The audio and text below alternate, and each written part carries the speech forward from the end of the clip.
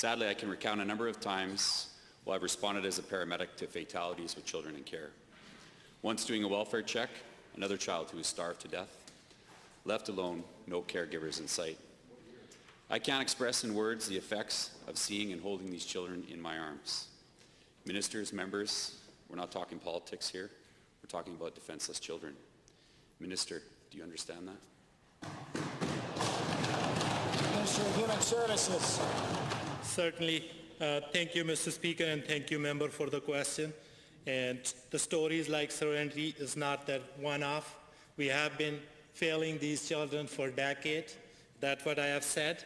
And in order to find a solution, we need to look at the root causes, why children come into our care. That's why Premier yesterday mentioned that there is a legacy of residential school. There is a legacy of intergenerational trauma.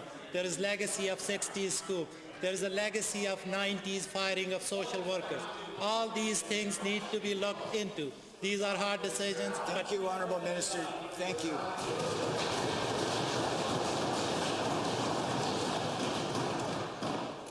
The Honourable from Calgary, Southeast, first supplement. You're right, Minister. We did fail. You're failing, and you're the leader right now. An 11-year-old girl who was sexually molested over and over to the point where she hung herself with a blind cord. She seized so hard that she almost decapitated herself. 11 years old. Minister, visualize any of these kids. Now pretend they were your children. What would you want to happen, and what does justice look like to you?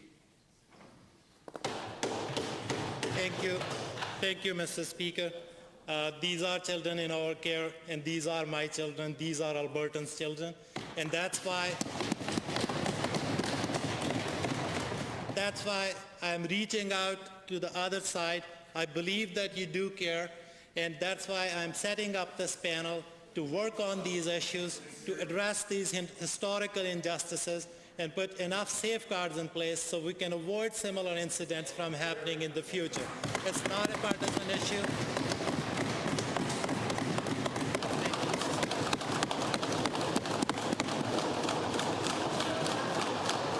Order noted. Second supplemental. Minister, we failed to do it alone. You will fail to do it alone. That is why we need everybody in this House to work collaboratively. The cutest 18-month-old baby boy bundled in his blanket. He had scabies all over his body. He was killed as a result of his intoxicated caregiver sleeping on him and smothering him in the middle of the night. Hold that in your arms. Hold that in your memories. Minister, if these were your loved ones, would you have confidence in your office, and would you have confidence in your actions to date? Thank you, Minister. Thank you, Mr. Speaker, and thank you, member, for the question. I never claimed that I can do it alone. That's why I'm asking all the parties in the House, and that's why I will be reaching out to experts and Albertans and frontline staff.